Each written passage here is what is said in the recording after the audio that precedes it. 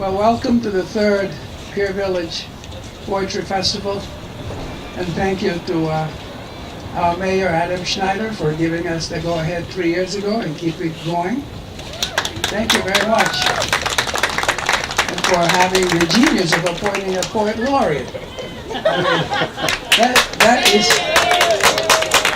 is incredible, it really is. I'm going to have that on my tombstone, Adam. And I'm serious. And I want to thank Councilman John Pallone and Councilwoman Gioia Bastelli for supporting us all along. And all three will read poems today for us. Thank you very much. And I want to thank Dana K. Watt for helping to set the whole thing up. I'm very grateful. And I'm so glad Barabas is here. And I want him to read a poem eventually. We have a couple of walk-ins, my friend Charlie Bruns, and John Perlow will read later on. Here's Mayor Schneider.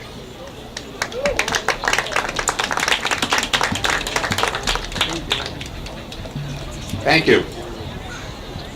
I hope Manny's tombstone is not going to be written anytime soon. I managed to leave my glasses on, which means reading is not going to be easy, because I can't really. Good thing about iPhones is you can expand the size. We have a joke in my house that I'm going downstairs to write my sentence. I'm not a poet. I don't pretend to be, but I do write every night. And it's the excuse I have to go downstairs. The poem I'm reading is Wristwatch by Ron Padgett. I've just written 6 or 7 short poems in about a half an hour in a cabin on a pond with raindrops. Maybe I should just sit here for a while, let some time pass, so my wife will think I've been working hard. See that? Some time just passed, but so quietly you might have missed it. Then it morphed into the sky.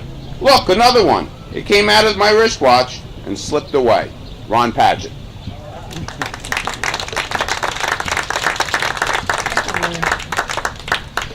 John Thomas Pallone is going to read for us eventually. That's John Pallone's son. Here he is.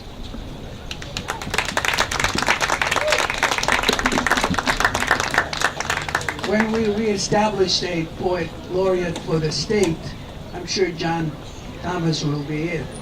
I look forward to that. You go, Johnny. A rough day at the beach.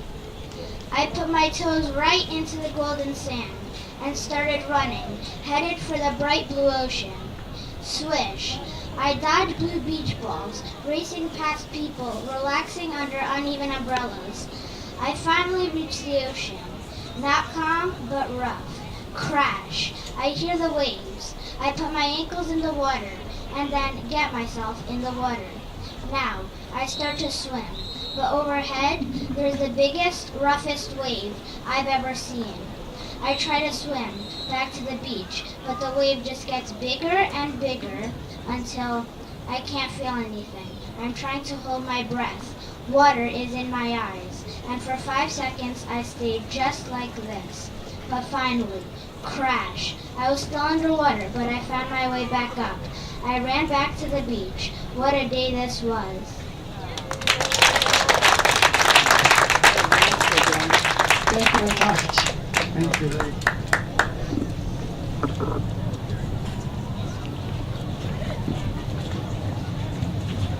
Sharon Paula?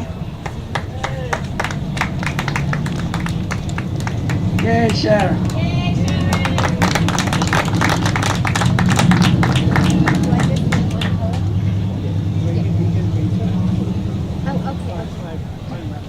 Oh, okay.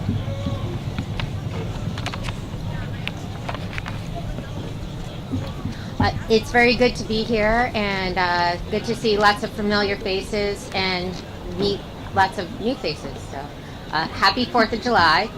This poem is called Root, Then Shoot.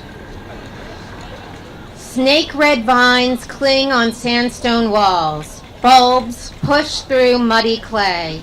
stemming tulips to bend the wind. Wooden frames claimed by sumac and dandelion. Seed packets tucked into the kitchen drawer. Whisper snow peas, marigold, radishes. Seedlings in their plastic square of dirt call for a true planting. I am tomato. I am rosemary. We are basil. You killed the curly kale and baby lettuce. You are lazy. You are lazy. I am lazy. My weed-strewn grass cracked to a nappy mesh of green. My ungardened potential. My grass never greener. My postage stamp yard of wild ambivalence, overgrown and thorny with a half-hardy rosebush that blooms summer after summer after summer.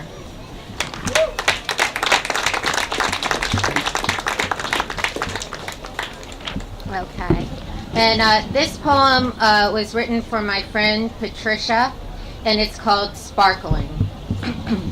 Remember when we were sparkling, sponge, sugar, translucent, transfixed, living moment in motion, pumping legs back and forth, rising towards the sun, you always the highest, flying so far, beyond the kickball field, over the park pavilion, past the firehouse.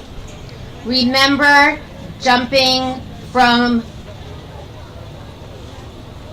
light, preserved in the freefall of childhood.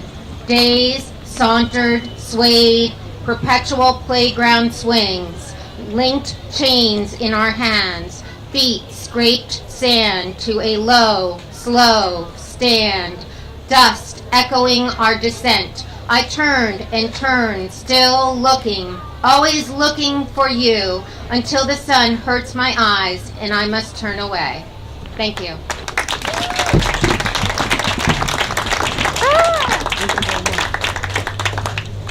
Thank you, thank you. A sweet and spiritual woman as there ever was. Joey Bostelli.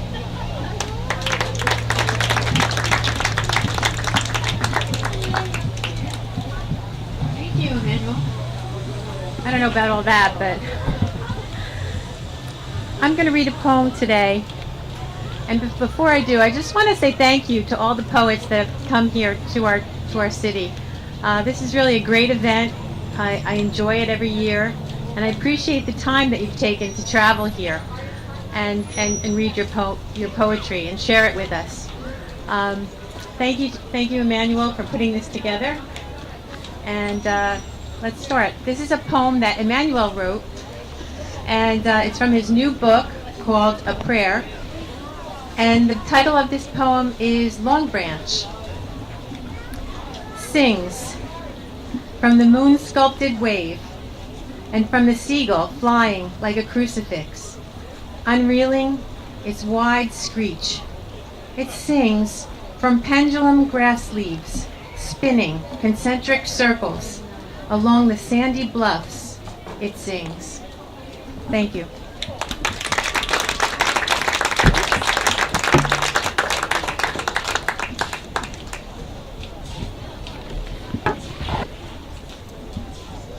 Frank Finale.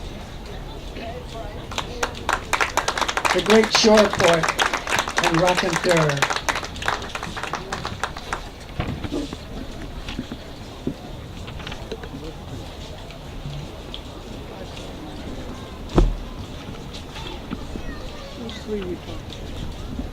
Hi, good to see everyone here. Good to be at the shore on a beautiful day like today. This one is an old one, but it goes well with where we are. It's called City Girls at Seaside Heights. They will come again this summer, bare-legged, girls with boys under their asses, to try and grab a piece of the sun. The rum in their tropical drinks blossoms their cheeks. Their dreams grow verdant in August. They move their tans over the dark cracks of the boardwalk, to the rhythm of steel vibrations on dance floors or behind the shine of dark glasses and ice-white smiles. Like salmon running upstream to spawn, they flash their tails till all their bubble and boil expends itself, leaving plastic bottles and reeds of straws, the bones of their dollars and time dissolving on the sand.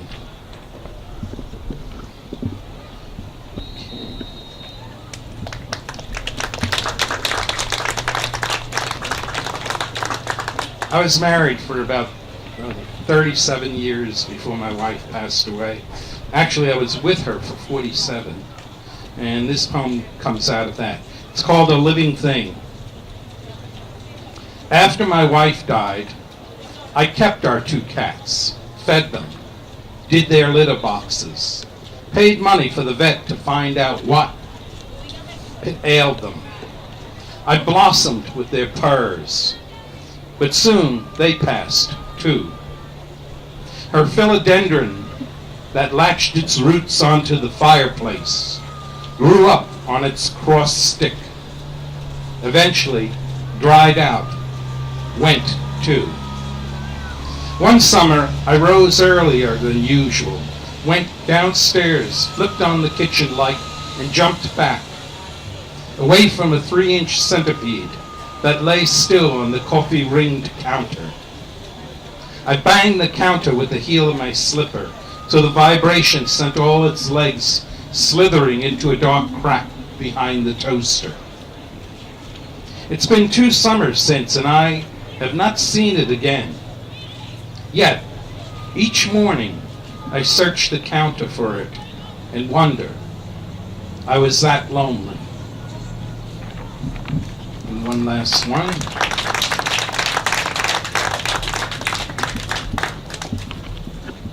I write for the magazine called Jersey Shore Vacation. This isn't quite a poem, but it's not.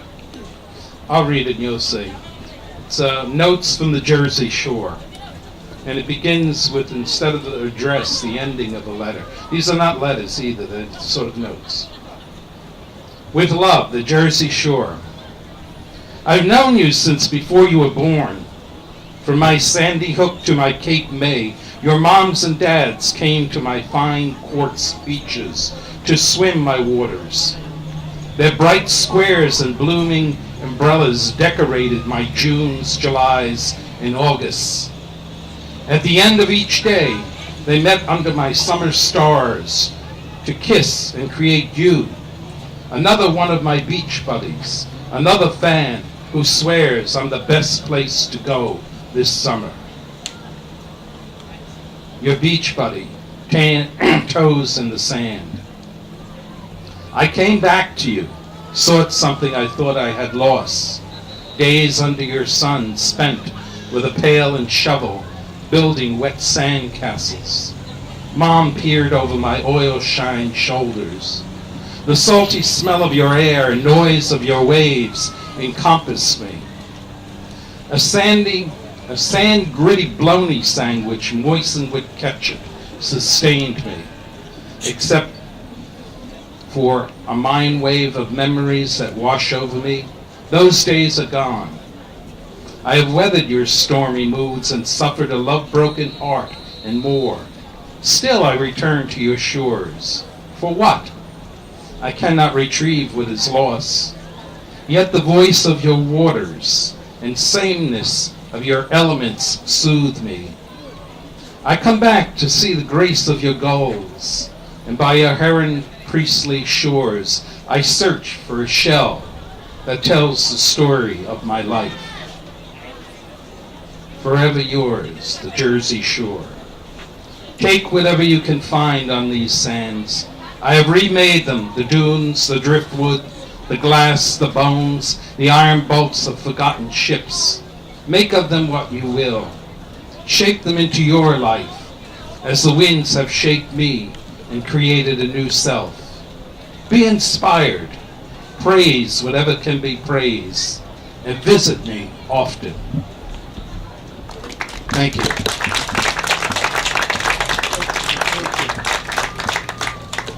our local Chekhov, a walk-in, Sam walk-in, Gabor Barabas. Whoa.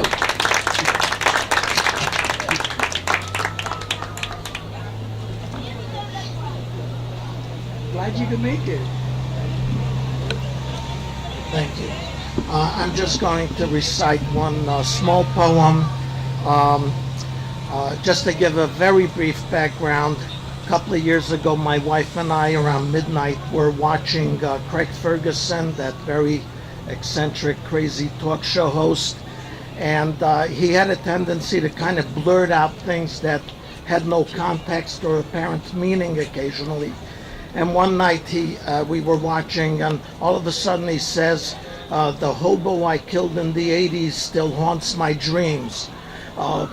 My wife and I looked at each other, and I said, "Let me write that down." So I wrote it down, "The hobo I killed in the 80s still haunts my dreams," and I put it on my nightstand with this vague faith that maybe one day it might have some utility. And it sat there for 1 year, and every now and then I'd look at it. And then one day, a friend of mine gave me an amazing book called The Word Museum. And this author had collected 350 obscure and no longer used words from medieval English from kind of the 14th to 1600s. And these were just these wonderful words that we no longer use, and they're kind of forgotten. So I read the 350 words, and about 20 of them resonated with me. And I wrote them down on a piece of paper. And one late night, I grabbed the Craig Ferguson quote and looked at the words, and they kind of started swimming on the page, and a poem materialized. Just a few very quick definitions. An abbey lubber is a individual who goes to church to show how devout he is and to impress the community, but is a hypocrite. Danzy-headed endeavoring mean you're kind of stumbling around drunk.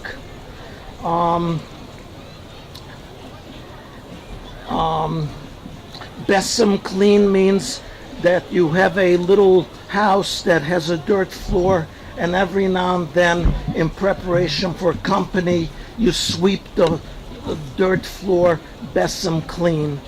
And there's another reference that you'll catch about 6 months, which is a premature child. Okay, so I grabbed the line of Craig Ferguson, "The hobo I killed in the 80s still haunts my dreams," added 2 words, and that started the poem.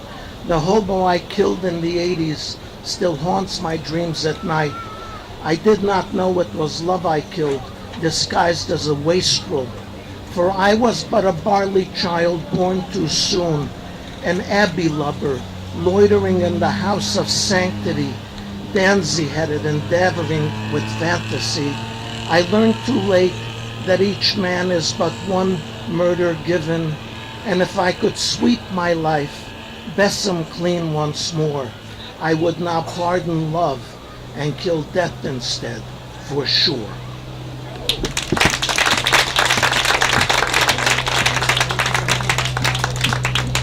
My brother, Greg Lord.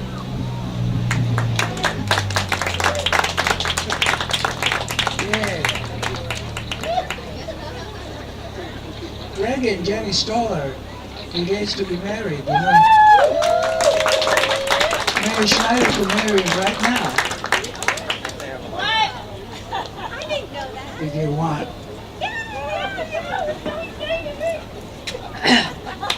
The crossing of the middle days in starlight. When the husband meets his wife at first, he sees himself in her as she sees him, long-boned and noble, a little brave. When husband and wife cross looks in the middle days, days too busy, full of blurred words and busy hands, cool nights of rainwater fill each other's eyes, and there is grass, too, growing calmly under their hectic feet. The idea of who you are bothers you less as you get a little older. Things go dim around you. The things within you still real as leaves dancing, starlight on a tulip, the of a simmer. When the husband then meets his wife at last, he is in her eyes as he has come finally to be, simple as a stone, a man standing on the grass. They've grown under their feet, under warm stars together every night of their lives.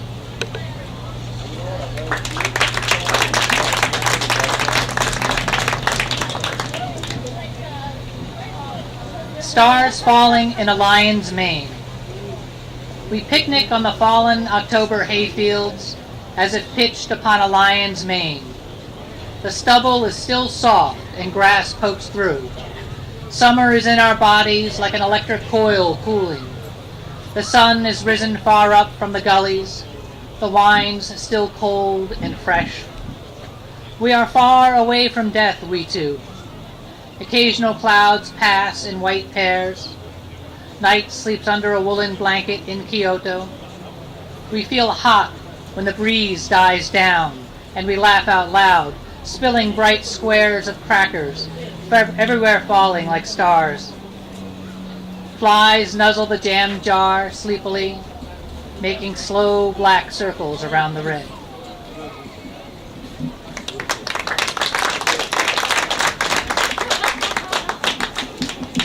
And this last one is sort of an advice poem to poets. Use these stones to hold you. This poem is made of stones to hold you at the bottom of the river. Your clothes loosen and float ghostly about you. Weeds close their luminous green curtains softly. Only the words have weight. Only the words stay on this journey beneath surfaces. Bubbles lift from your mouth as you say them. Take these words, one by one, and put them deep in your pockets. Let knuckles whiten and go cold around their friendly gray eggness. Don't look to the left or to the right. Plunge into the river or the ocean. Take the persuasive curves right up to your elbows. When the bottom goes slack, keep walking.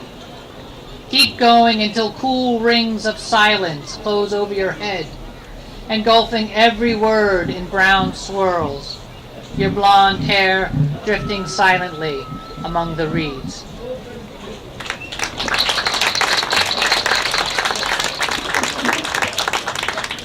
The wife to be, Jenny. Yeah. There she is. That's Mary Snow. Oh my gosh. Thank you so much for this opportunity. Emanuel had planted the idea that we could get married today by the mayor, but when I said to Greg, I was like, quick and dirty, we can just get this over with. And he's like, I'm a poet. I want a wedding. So, all right. I'll share 2 poems today. The first one is about meeting Sharon Ballard, who read earlier today. With meeting Greg, I've met lots of interesting new people, and sometimes I feel I must write a story about them. This is called Down the Rabbit Hole with Sharon Ballard. It has an epigraph from Alice's Adventures in Wonderland. Alice started to her feet, for it flashed across her mind that she had never before seen a rabbit with either a waistcoat pocket or a watch to take out of it, and burning with curiosity, she ran across the field after it, and fortunately was just in time to see it pop down a large rabbit hole under the hedge. Elementary school librarians like Sharon Ballard know things. They hold secrets. If you make friends with her, she will open worlds to you that you never knew existed. She is Narnia. She is Hogwarts. She is Wonderland. If I were ever to find myself down a rabbit hole, I'd want Sharon Ballard with me. She'd know exactly where to go, and she'd know the way home when it was time. She'd lead me to the Great Mouse King's castle, and once there, the Great Mouse King would insist that Sharon sit next to him and tell him stories as he ran his spindly mouse fingers through her curly red head. She'd be able to direct me to the Mole Sisters' house, Rose and Turnip, in case I wanted to buy turnips from Rose and roses from Turnip. And lifting her nose to the air, she'd sniff, ah. She'd know which flower petals taste sweet, carnation, and which did not, chrysanthemum, but they add zip to your vinegar, she'd be sure to tell me. She'd know the moon's middle name, Pearl, and a tornado's favorite card game, 52 Pickup. She'd apologize for making me late to the funeral, and when I'd ask who died, she'd giggle, then sigh and say, there's always a funeral for someone down the rabbit hole. And when we'd arrive at the fresh grave, she'd pull an avocado from her pocket to lay in the mounded black dirt. We'd sit together on a bench, Sharon and me, and she'd tell me she'd been to Watership Down and how the rabbits still played on the rolling green hills, and she'd reveal that she almost named her son Hazel. I'd tell her my mother almost named me Clover, and we'd snort and laugh so spiritedly that only chewing gently on dandelion stems would stop us. On the way home, she'd know which trees liked to be hugged goodbye, weeping willows of course, and which trees would suffice with just a handshake, the stoic oak. If I were ever to find myself down a rabbit hole, I'd want Sharon Ballard with me. She'd know exactly where to go, and she'd know the way home when it was time. Thank you. And I'll share one more. This is called Dog Days. Let's have a summer to remember, like people sometimes say. Let's get tanned like new leather, travel the states, looking for the biggest ball of twine, complaining about the broken air conditioner, though you actually don't mind. Let's stay in instead. Let's be hermits. We'll have a two-man book club. Read Woolf and Mailer and Didion. We'll spend days in our underwear rolling around in literature, the pages sticking to our sweat, flies to flypaper, ants to the picnic.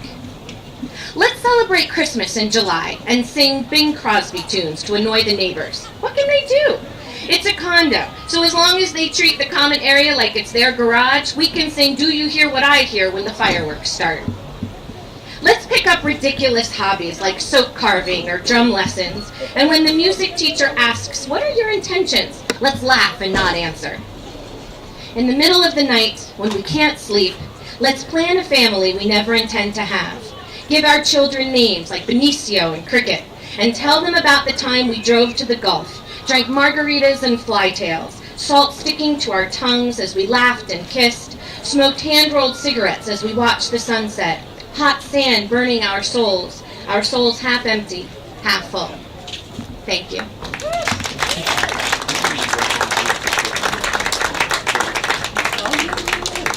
Linda Mulhausen? Linda, where are you? Oh man, I left my phone in the car.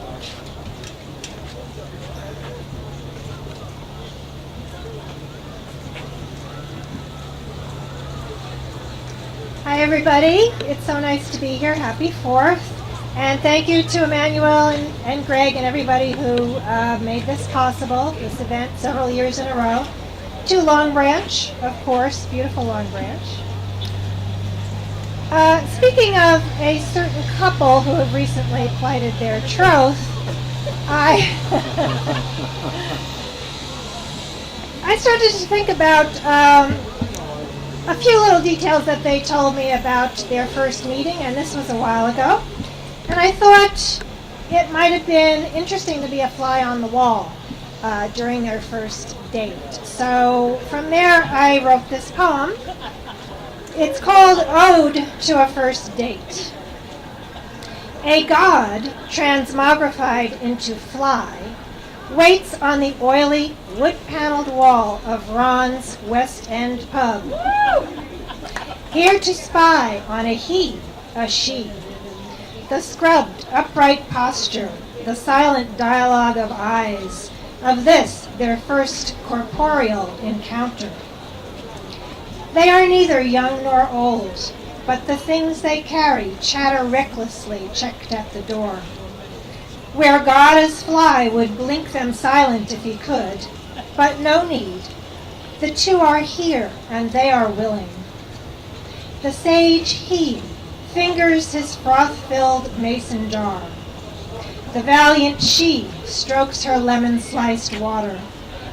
From his lips, a concatenation of poetry, probative music of mind open to life.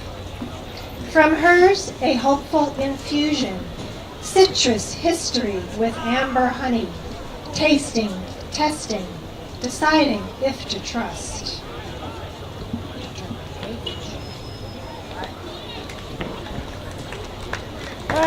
Got one more. One more little thing. Reconnaissance complete. The fly rubs its haired legs, notches its carapace, smug with knowing that in ripe time, in godly form, invisible will he seek them out. Draw his bow, aim, shoot the final blessed blow. This he, this she are already his. And the rest is history, as they say. Second and last poem is How to Find Poison Ivy in New Jersey. Right. Let's not be rash enough to divine evil intent. It's just a plant, after all. Toxicodendron radicans. One of a family of toxic sumacs with hot urushiol in their bloodlines. Our ubiquitous Borgia in spring's glossy green, Matahari red in fall, and in summer, a three-leaved sniper in stealth mat or stun chartreuse that binds up trees, waits locked and loaded in the wild raspberries, honeysuckle, and understory bushes in the cool, fragrant wood, where you went for wild blueberries just that one time in shorts and flip-flops. Or in the park where you love to walk the dog, maybe let her off leash just that one time when she cavorted through the brush and actually came back when you called, drubbed her oiled pelt against your bare legs while you stroked. Yes, what a good dog.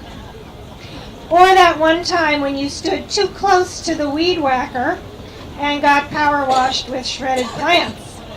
Face, arms, neck in your V-neck t-shirt.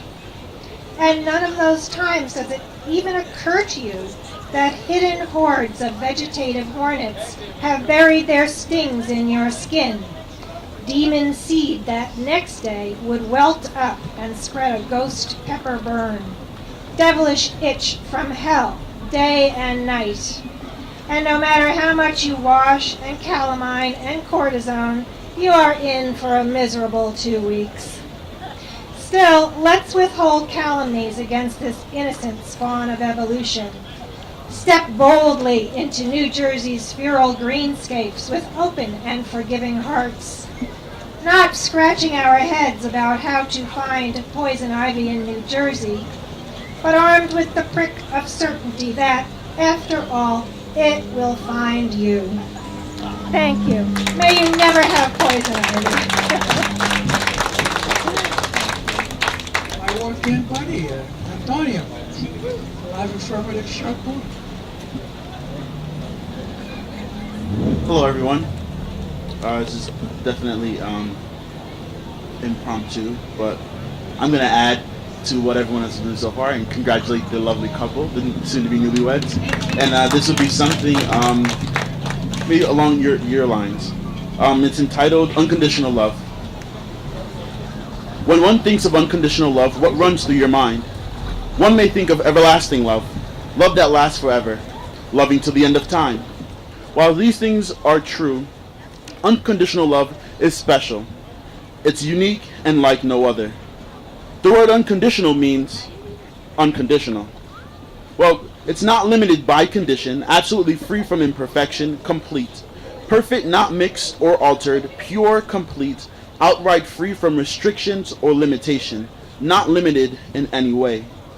Unconditional is the most perfect form of love and can be used to describe many different types of relationships.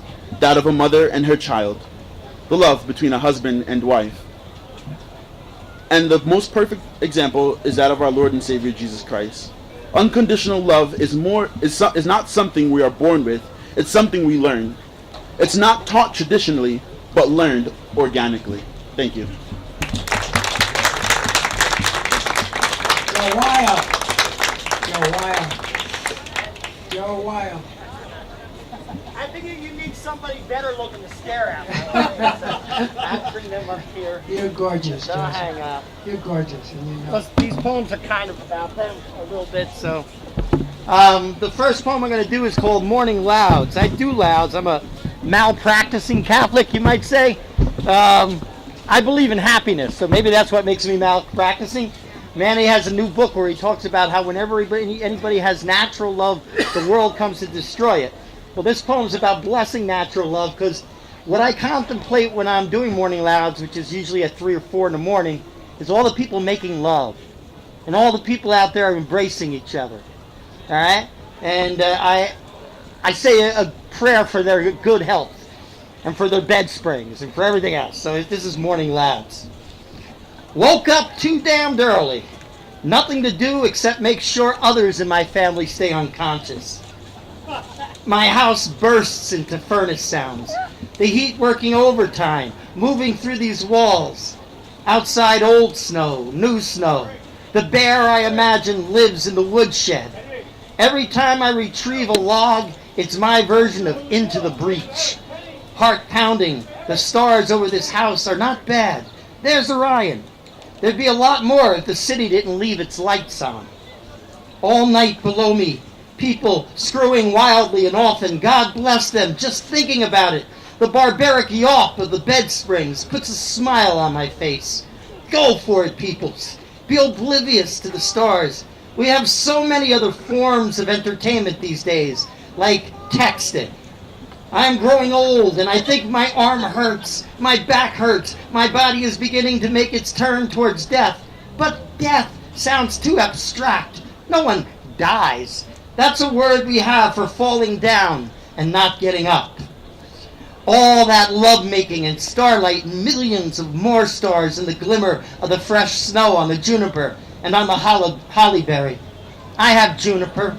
I have hollyberry. You'd think I was a nature poet. You'd think I was Mary Oliver, but this isn't a nature poem. If so, its stanzas would be neat.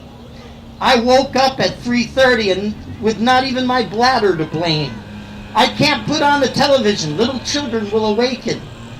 I can't even turn on a light. My son, a year and some change, should stir soon.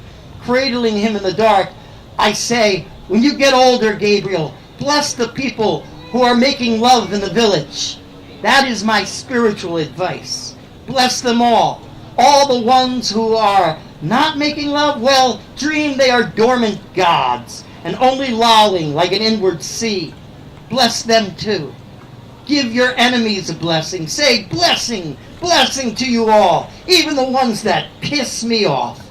No one will be up to call you corny or maudlin. Forget them, or rather bless them too. Go out to the woodshed to feel the bear in the dark, pawing at your life, leaving the dark stain of its claws on your frontal lobes. This is no celebrated bear. It's all yours. You own it. Remember, I loved you more than any blessing. It is easy to do what Whitman did. It is so much harder to fail the way I am failing now. With my tongue spouting nonsense, with you in my arms, little truck monster, Duke of Earl. I wish I could show you 1,000 telephone booths. Yes, they used to exist with a preternatural light. They existed once when I was your age. They were even out on the plains, alone, at night. You had to walk towards them, the way you walk towards deities. At this hour, you didn't even wait for your turn. No one was there except the bodies of sleeping cars. You became the night. You became the sleeping hills and the soft moans of people screwing, and you didn't care about harsh diction. The dime sounded so great going down in its slot. The dial made a beautiful click. For me, it was mercy to hear a hello on the other end of the line. What will be mercy for you? I love you more than a telephone booth at 3 a.m., more than the voices of all my dead. It is so hard for me to love you this much, my children. It means I have to stay alive. And I have one more. Let's see if I can find it again. This is for my wife. I do everything late in life. I got a job late in life. I mean, a good one. Had a lot of bad ones before that. Had kids in my mid-50s. And who knows? I hope I live to be 75 or something. Who knows what I'll do then, whatever. But this is called Googling the Clam, because my wife, after eating venison, decided to be a vegetarian. But she loved clams. And she said she wouldn't eat anything with hearts and brains, so she made me look up whether clams had hearts and brains. So that's Googling the clam. I Google searched the clam. My wife, being of a gentle disposition, not wanting to eat what thinks or feels, makes mind and heart conditioned for devouring. It must not have a mind. It must not have a heart. It must not dream of a past life in Brooklyn. It must not have residual memories of playing the violin or kissing wounded soldiers. It must push itself along the sea bottom with a singular foot, that part, I am informed, which tastes just a little chewy. She waits. Does it have a brain? No, darling. A heart? Well, something of that sort.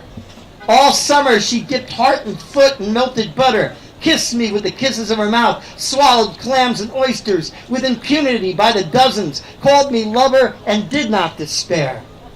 But compassion now disowns her past transgressions. I think of the clam beginning life as male, then undergoing a sea change. Its 60 million eggs, its progeny spread forth a silky luminescence upon the curl of waves. The clam and the sea, the Holy Spirit between the two, the male, the female, the one, the many, the soft curl of her hair against my shaven cheek. They say a transplanted liver can hold a residual love of Bach that every part of us remembers. All parts of us sound forth the heart and mind. Everything is heart and mind. We are devoured, and in the petals of flowers, the memory of sunlight, the symmetry of the spiraled nautilus, the clam extending its chewy foot, the root of love, what goes down with or without the melted butter, so that even my cartilage loves you. Kiss me and eat these clams. Thank you. 1 minute break. Charlie Bruns. Charlie, come here. Charlie. Promise, he wrote a poem. I love poems. Want to turn this? Here you go, Charlie.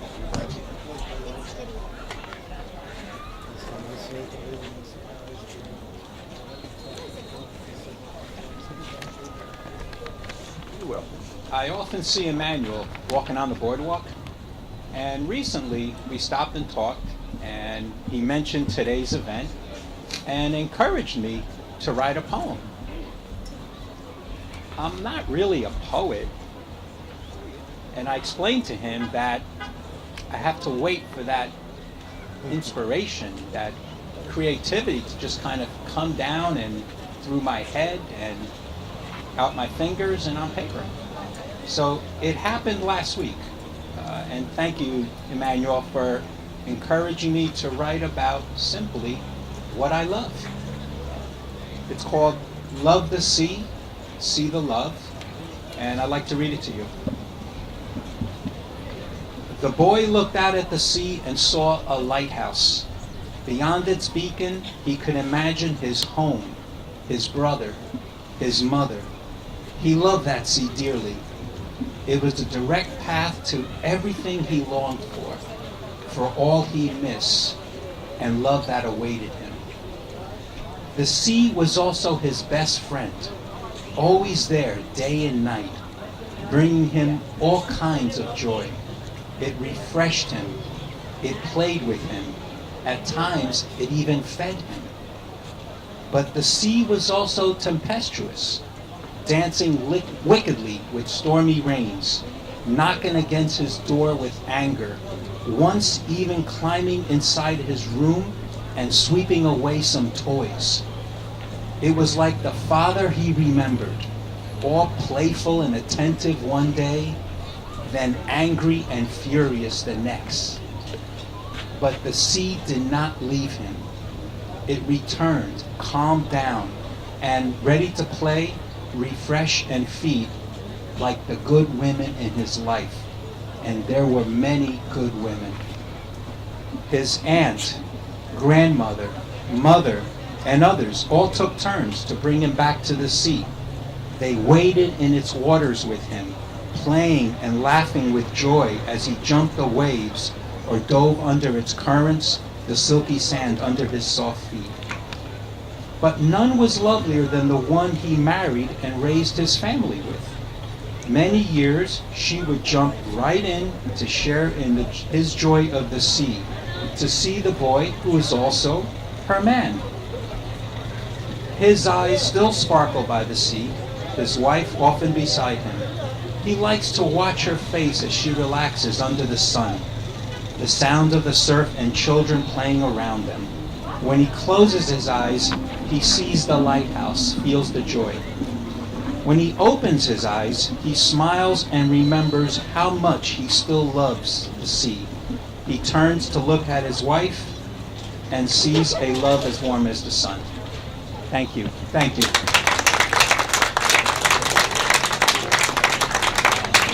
Long Branch poet, our own Edgar Lee Masters. Frankie Valentino.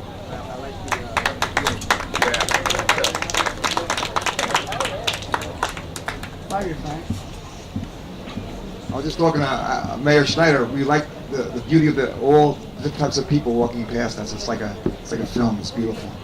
It's truly Long Branch, the diversity. It's great. The first poem is entitled Painted Flames. Twanging guitar behind wheel of 63 Nova. 3 days back in Asbury Park from Long Branch. In raging flames of white wall tires. Cruising around the circuit in hot rod ghosts. Remember when Eddie Cochran was knocking on Elvis's door back in 1958 and girls from Brooklyn had on those tight leather pants? Road warriors never die when 8 cylinders roll on empty streets and pretty girls in white dresses couldn't come out to play with greaser boys in parking lot of the Neptune Diner out on Route 35. Neon lightning and sideburns of boys that mothers said look good, but please don't touch. Because once the pennies are gone from the loafers, who will marry a memory? The cat is out of the bag and the tempest hit 103 miles an hour. Dwayne Eddie's guitar jumping out of the dashboard. She gave him her hand, she gave him her heart, and didn't turn away when air rushed into the roll-down windows on that hot summer night. Back seat damp with sweat of summer, racing till dawn, but fun how. And then she came back. He bought that old Harley from Sal, and now there's no way to say no when he's gone. That's that one there. Next poem's entitled Shaded All the Way. It was a memory from my grandmother's house on Liberty Street. My father's family lived on Prospect Street in Long Branch, had stores there for 80 years, and my mother's family lived on Liberty Street in Long Branch. This is called Shaded All the Way, and it's about 4th of July. Yeah, it's the best thing in the world. Life is poetry. Shaded all the way. Back roads and bare feet. Low tide river on hot summer day. Fishing pole leans on the willow tree. He waits for fish to take the bait. Cattails droop, bugs chatter in humid heat, and the old dog sleeps on the dock. It's Independence Day, and Uncle Sam drinks a cold beer in a million backyards, and over at the American Legion Hall on Willow Avenue with the AC blowing full. He sits beneath the tree and remembers. She remembers how he would come over to play, and how she would come over on Saturday nights, when the moon hung low and poured warm light through the front screen door.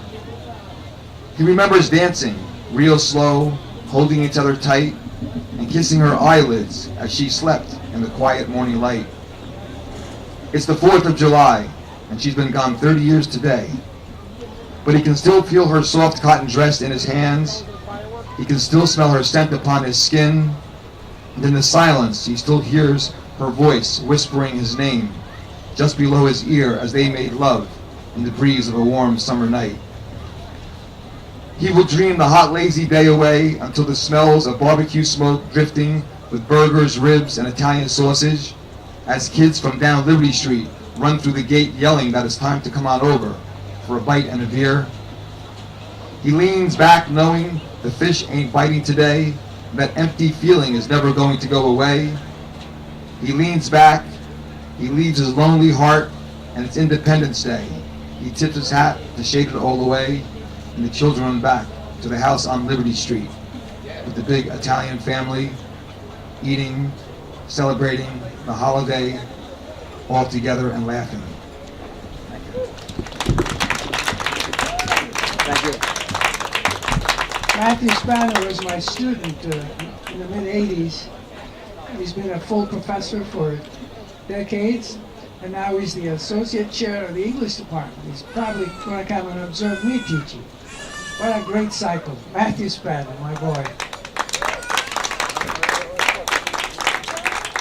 Matt, where are you? Matthew? He's not here? Back in a minute. Okay. The long-suffering wife of Joe Weil, Emily Vogel. You're a lucky man. You and your clams. How about mussels, hon? You like mussels? Are good. I eat clams now. But oysters. My husband is, whenever it's a holiday or something, he says, let's go get oysters. And I know he knows this place somewhere down in Asbury Park that has dollar oysters, I think. So yeah. So I'm going to read a couple of new poems. Joe had the theme of reading about our family, and most of the time I do write about our family.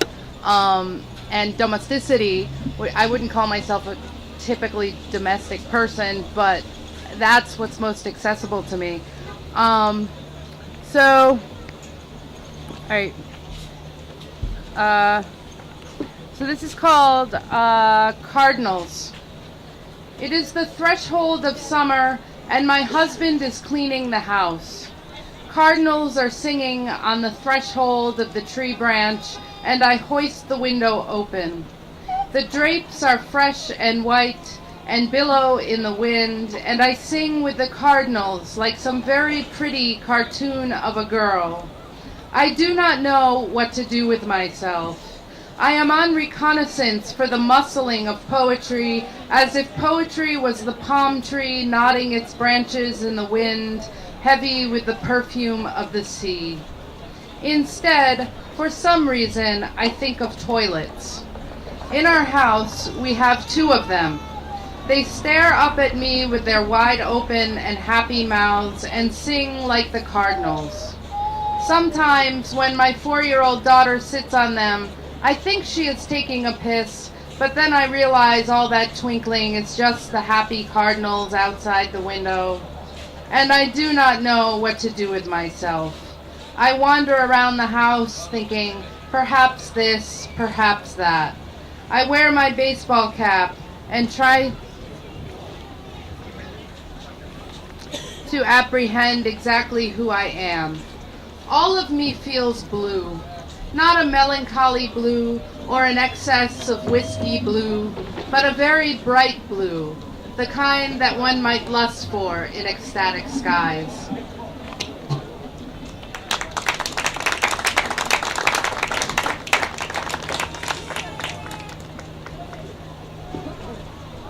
My disconsolate daughter, ladies and gentlemen. Oh. Okay, this is called Not There. I am very sorry, but I cannot weep with you over Bach tonight. I have been gathering baby dolls and alphabet blocks and toy telephones and putting them in a box. The box is full. It overflows with good intentions and altruistic efforts. And while I was putting these things where they belong, our daughter stood on a chair in the kitchen, took the cookies from the cabinet, and proceeded to eat the entire box. No, I cannot weep with you over Bach tonight. There are broken bits of cookies all over the kitchen floor. I'm preparing a trip to the other side of the world, and I am terrified that when I return home, my children will no longer remember who I am. I'm scared, my love. Will they be calling Mommy into the incredible void that is nighttime? There is much to prepare, much to manage, digits floating like the haze of pollen at the height of spring in my brain. My apologies. I cannot weep over Bach. Instead, I spell our daughter's name with her before she goes to bed, all 5 beautiful letters, and kiss her goodnight. I go upstairs to our bedroom and turn off the lights and the TV and lie in the dark, sleepless, as I wonder what it must be like to inherit the luxury of weeping. Everything feels mausoleum cold, and the air feels lonely. I imagine what it will be like to lie alone in my hotel bed on the other side of the world, estranged from my children, and I do not weep, but already it feels like I've taken something away from them. Thank you. I'm glad to be here. Happy 4th. My brother, Matt Span. Matt? Not again. My associate chair. I love it. Thank you, Emanuel, and all the organizers, and all the poets. Happy 4th, and congratulations again to Greg and Jenny. I'm sure that wedding is going to be glorious. I worked on that.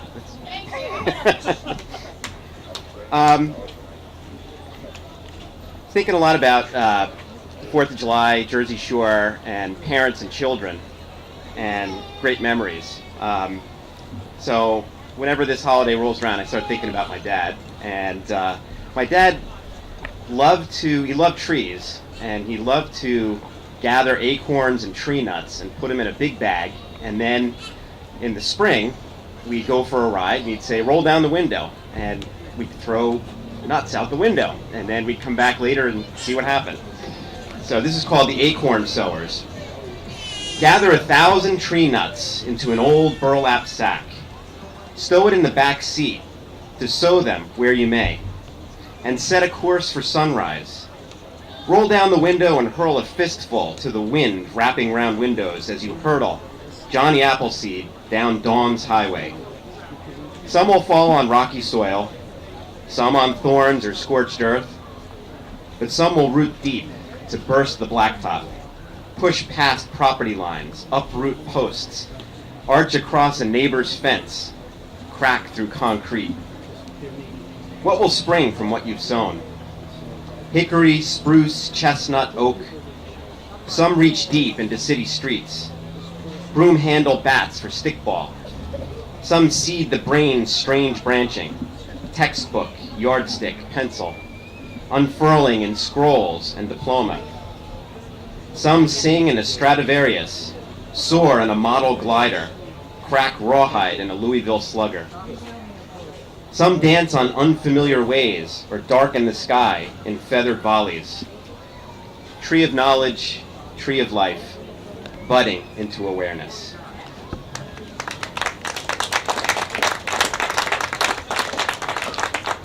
This one was inspired on, I like to fish a lot, and I write a lot about fishing. One opening day for a trout season, I was fishing next to a father and son, and the boy was all of 5 or 6 years old, and he said, "Dad, you think I'll catch a whale?" And he was completely serious about it, and his father played right along like a good father. And I just love that idea of a child's, outside the box thinking, and that kind of, really wild imagination that children have. I hope I never lose that, if I haven't already. But I also thought of a line by Einstein that imagination is more important than knowledge. And I thought of a little anecdote when a woman came up to Albert Einstein and asked what she could do to make her child smart. And Einstein, without hesitation, said, "Read her fairy tales. And if you want to make her even smarter, read her more fairy tales." So this is called Geppetto Finds His Boy. On opening day, my son and I squat on the rocks of the trout stream, spinning yarns of leviathans asleep in deep runs that undercut willow roots clinging to the far bank. He wonders if he'll hook a whale with teeth like cutting spades and a maw like a yawning cave. Who's to say he's wrong? That sperm whales only hail from seas 500 miles east, feeding on squid at 6,000 feet, not the flies we drift along a 6-inch Sweetwater Creek. To a boy, such replies sound shallow, desiccated by statistics. Who's to say some monstro doesn't prowl these pools, waiting to wolf down a whaleboat with a hide that sheds harpoons and frayed cables from which dangle bloated corpses of sea captains, and sucker scars from an epic tangle with a kraken, lone leviathan left behind from a time when all was prehistoric sea, mythical beast bursting the surface from a 50-fathom dream, pushing inland to invade the controlled flow of this state-stocked stream. I'm ready to be swallowed whole as I set out in search of my son, and he ready to rescue me, even if we end up squatting on the steps that lead down the monster's gullet, catching tuna scraps from its last meal, telling tales round a flickering fire, our mast the last of our kindling, waiting to be swallowed, to be reborn to each other. And this last one really has nothing to do with the beach, but I guess there's sand in it. It's about a strange story of a juniper tree that was growing in the Nevada desert, and apparently it was very old, had been there for decades, and someone discovered at one point that there was an old rifle leaning up against it, which was there for a very long time as well. So just kind of started a meditation on who might have owned that rifle. It's called Desert Find. A Winchester rifle leaning since 1883 against an ancient desert tree. Rusted barrel, cracked gray stock, cradled and resting in the juniper's long embrace. Who left it just for a moment, frozen, lost in the Great Basin, shadowed from the stalking sun? A lone prospector? His last stand fending off coyotes circling a dying fire? Defective defense for a coyote brave who chose to go back to the bow? An outlaw squatting low over the stolen gold and holy bones? He placed it there nice and slow as he raised his hands for the posse in the moon's turncoat glow. The miner's means to a well-earned lunch, jackrabbit spinning slowly on a spit, seasoned, shaded by the old juniper. The Twilight Zone time traveler who found the modern meds to cure his son, then stepped back over the rim, leaving this antique behind. Remember that episode? The final solution rejected by the Civil War vet, headed west, running from nightmares, walking away instead into the desert dawn. Only the juniper knows, but it whispers nothing to the rabbit-eared researchers who never heard of Stephen's jar from Tennessee.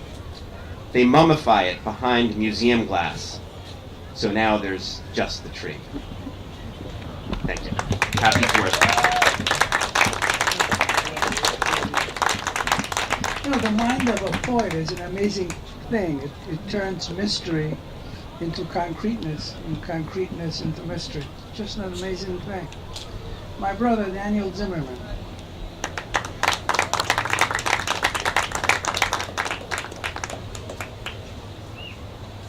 Hey, buddy.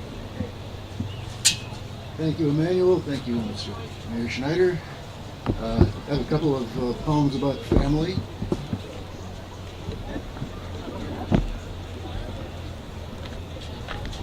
This one's called Thataway. It's about my grandparents mostly, and when I was a very young kid. Cracking the toughest nut, we'd first back up the 50 Merc over black walnut husks, fish out the fissured shells with tongs to avoid tobacco-y juices prized by tanners that turn fingers black for a week, let them dry, then crush them in a vise and pick the smoky meat for pancakes, cookies, fudge, and poker games. Grandpa'd swig raw egg and beer, tend his yard of toxic flowers, guillotine chickens, not say much most days. Grandma'd bake cinnamon apple kuchen every week, remark a little, pretty much get her way. In the unfinished attic, I held piratical sway over the Caribbean, swinging on ropes from the crossbeams, old before I knew about getting old. I'd scale the chicken coop, my Alp, leap from the tar-papered roof on a dare, crew-cut, rakishly bandanaed, cutlass menacing. In my vocabulary, fear meant four in German. If I thought too much, I'd stop and read a book. Sometimes Grandpa'd fry up brains, call me downstairs for a treat, man talk, Limburger on rye.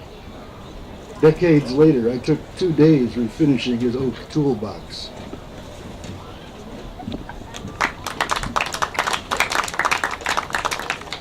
This is called Cold Case. It's about a recurrent dream I had when I was a kid. About a bear. Where'd Joe go? Got a bear in this one. Dad and I, in dream, Dick Tracy, yellow trench coats and fedoras, watched a bear similarly clad drive up in a convertible, exit, turn, and lumber toward us like a man. We rotated backwards into consciousness before it reached us, its mission still a mystery after all these years. No fear either way, just a routine part of some investigation. No word yet of victims, leads, new evidence. Just that flat-foot Columbo persistence, a little groggy after hibernation, but clearly on official business. Later revisited with the best forensic chemistry available, having first diligently researched bears as if our bear had come to tell us about itself, which of course it hadn't, nor about ourselves, as if our uniforms didn't say enough, as if we three were simply bears or men and not just part of the old perilous game, farewell and resurrection of the honor roll.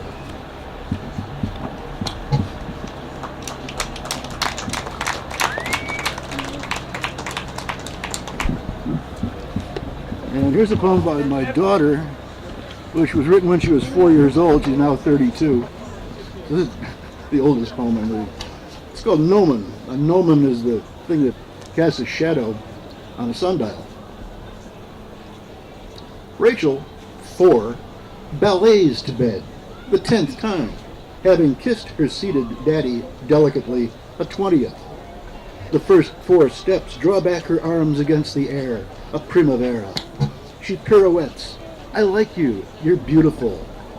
The chieftain's next selection is a reel.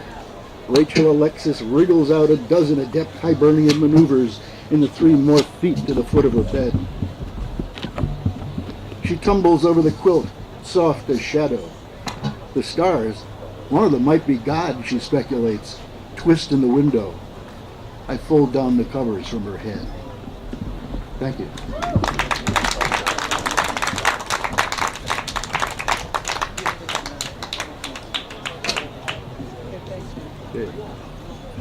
John Parlow here is a local Long Branch poet. He's going to read one poem for us, and then Dr. Daniel Weeks will wrap it all up. Here you go, John. Thank you. Okay, thank you, Manny. Hello, everybody. I am a local boy. I grew up in Long Branch, graduated a class in 1977 at Long Branch High, and whenever I submit one of my poems to the link, that's how I sign my name, John Perla, Long Branch High, class of 1977. I write on a variety of topics.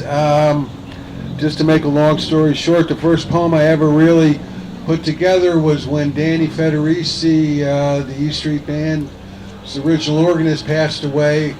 I wrote about a poem about him and the band's tied to the shore and everything, and they let me read it on the stage of the Stone Pony during a memorial for him, and it went over pretty well, and it kind of gave me the confidence to keep writing and even to get up in front of people and read my stuff. But I love America. I love, there's even something I love more than America, and that is Long Branch. In fact, I don't know if you remember when Bob Dylan got picked up by the police about 8 years ago. I came to the defense of my hometown, and I submitted a poem to the link, which they published, and about all the places I would take them if I could give them a proper tour.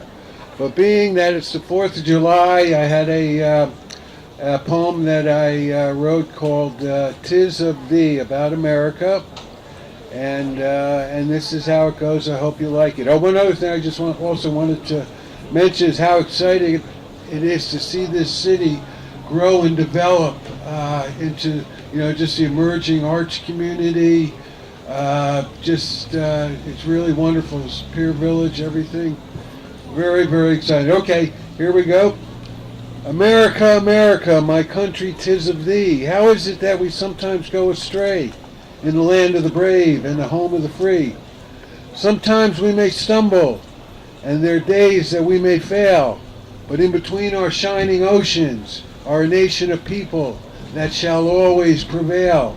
In the land of opportunity, every creed and every race come here, and they are welcomed, for this is where they find their place. Within our borders filled with beauty, many breathless sights my eyes have seen, yet it saddens me that many of the planet now view us as an arrogant, selfish regime. Some days I may be a faithless man, but every so often I get down on my knees and pray. Friends, neighbors, and fellow countrymen, let's really make the USA great again. Our landscape of bountiful rivers and canyons, some massive and yet some small, might be spoiled and forever tarnished by a man-made, hate-fueled wall. The free world looks upon us to stand up tall and lead, but all that's shown on real or fake news TV is a newly elected leader who relishes his taunts and tweets. America, America, my country, 'tis of thee. I'm afraid this poem of mine might not be every bloke's cup of tea. Dios bendigo los Estados Unidos. That is God bless America in Spanish, and thank you for listening. Thank you. Dr. Daniel Weeks will wrap it up for us. Danny, where are you? Read one, Emanuel. Costelli read it for me. Long Grind sings, the seagulls flies over Christmas. Love you, Mayor, thank you. John Palone, love you too. Love you forever. McBannon.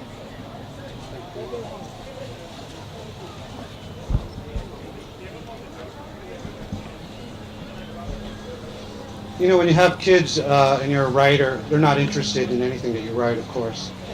And I got to know that a few years ago when I finished my dissertation, and I had to bring it up to Rutgers. I printed it out and I set it out on this little table so I knew where it was. And it was about 6 inches thick sitting there.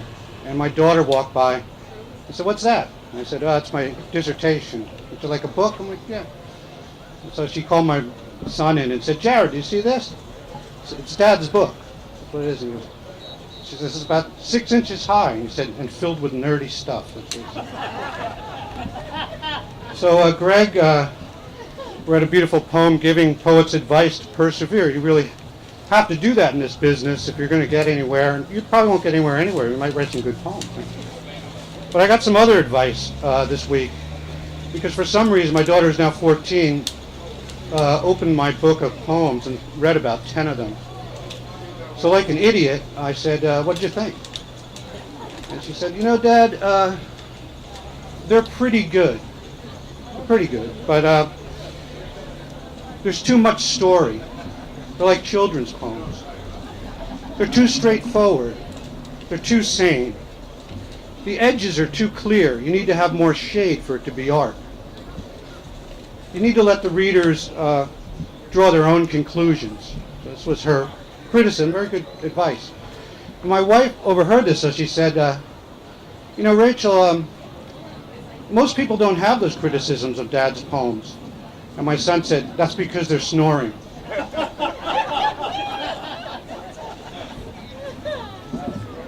So I usually read a poem about Long Branch because I lived here for 9 years.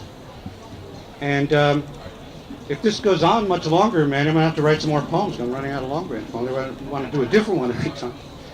And this is called part of a poem called Self Symphony No. 2, inspired by the Second Symphony in D major by Johannes Brahms.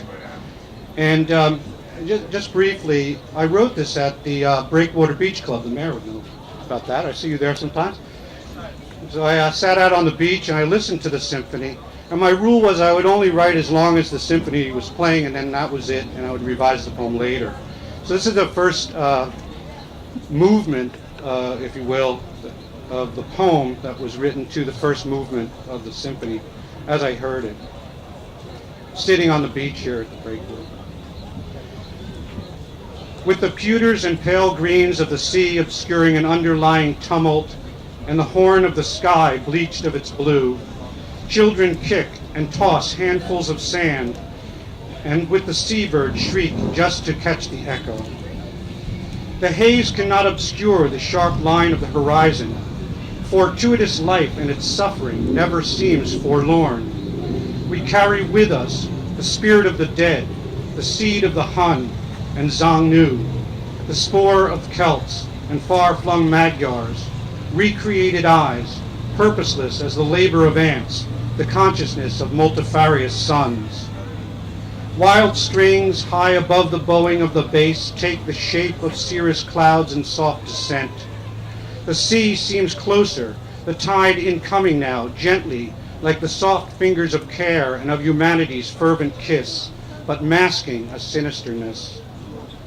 The purposeful strides of the oblivious, of the crooked-kneed and stooped, and the melting flesh and naked bellies of tanned pashas, whose gold wristwatches mimic the hot sun gleam, provoke familiar themes with the sea so calm, defying the strong warning of these horns which Brahms first heard silently near the Carpathian Sea.